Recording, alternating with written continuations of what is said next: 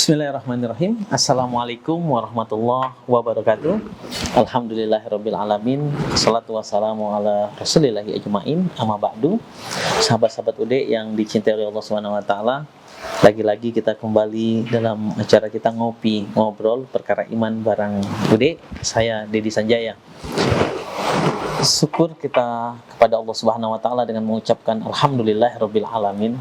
Nikmat Allah yang begitu banyak yang Allah anugerahkan kepada kita, dan tidak ada satu orang pun di antara kita yang sanggup menghitung besarnya nikmat yang Allah anugerahkan kepada kita.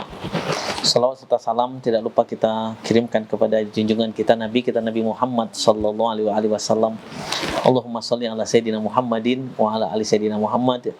Nabi terakhir, tidak ada nabi setelah nabi kita Nabi Muhammad sallallahu alaihi wasallam.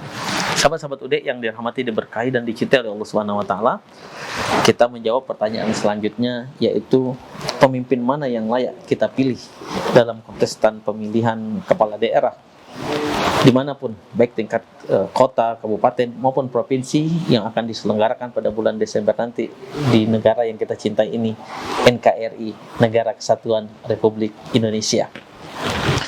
Bagi kita umat Islam, dalam perspektif Islam, dalam surah At-Taubah, Allah Tabaraka wa Ta'ala berfirman, ya ayyuhalladzina amanu la tattakhizu aba'akum wa ikhwanakum awliya in istahabbul kufra 'alal iman wa may yatawallahum minkum faulaika humuz zalimun. Shadaqallahul azim wa sadaqa rasulul karim wa nahnu 'ala zalika minasyahidin. Yang artinya adalah, hai orang-orang yang beriman, janganlah kalian jadikan bapak-bapak kalian, artinya keluarga kalian, wa ikhwanakum, kerabat-kerabat kalian, teman-teman kalian yang memiliki hubungan emosional dengan kalian, aulia, menjadi pemimpin, inistahabul kufra 'alal iman, apabila mereka lebih mencintai kekufuran daripada keimanan kepada Allah Subhanahu wa taala. Dan barang siapa yang mendukung mereka yang zalim, yang membela mereka dan yang memilih mereka yang zalim, yang lebih mencintai kekufuran daripada keimanan kepada Allah Subhanahu wa taala, faulaika humuz zalimun, maka sesungguhnya mereka adalah orang-orang yang zalim. Sahabat-sahabat UD, dari sepenggal ayat ini kita dapat mengambil pelajaran. Siapa yang harus kita pilih? Pertama, lihat ketaatan, keimanan, kesolehan, religiusnya kepada Allah Subhanahu wa taala. Cari yang lebih agamis, cari yang lebih beriman, lebih bertakwa kepada Allah Subhanahu wa taala. Walaupun sesungguhnya tidak ada barometer mengukur keimanan seorang hamba, tidak ada alat ukur untuk mengukur ketakwaan dan ketaatan seorang hamba kepada Allah Subhanahu wa taala. Tapi minimal coba kita lihat salatnya, minimal kita lihat subuhnya, zuhurnya, asarnya, maghribnya, dan isyanya. Dia salat bukan hanya untuk pencitraan dia sebagai calon seorang pemimpin, tapi dia salat karena dia butuh salat, karena dia sebagai seorang hamba yang soleh, karena fitrah manusia diciptakan adalah untuk beribadah kepada Allah Subhanahu wa taala.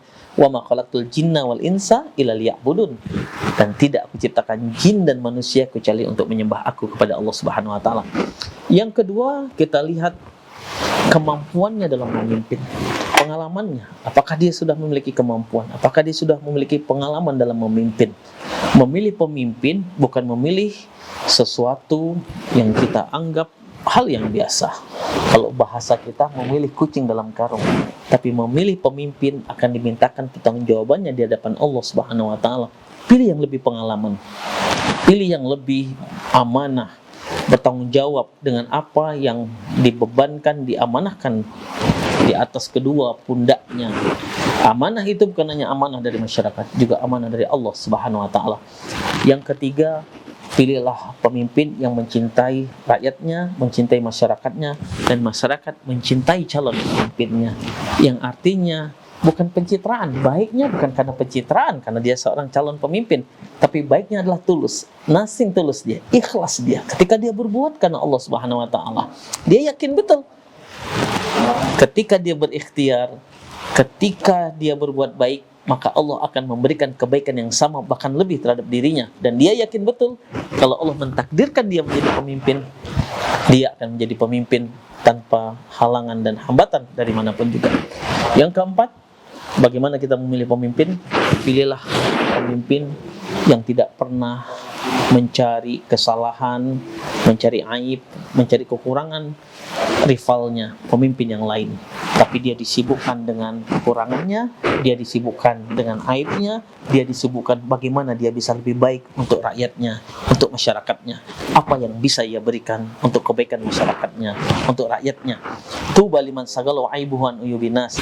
Berbahagialah mereka yang disibukkan dengan aib-aibnya dan kesalahan-kesalahannya dan kekurangan-kekurangannya, tanpa disibukkan dengan aib orang lain, kesalahan orang lain, dan kekurangan orang lain.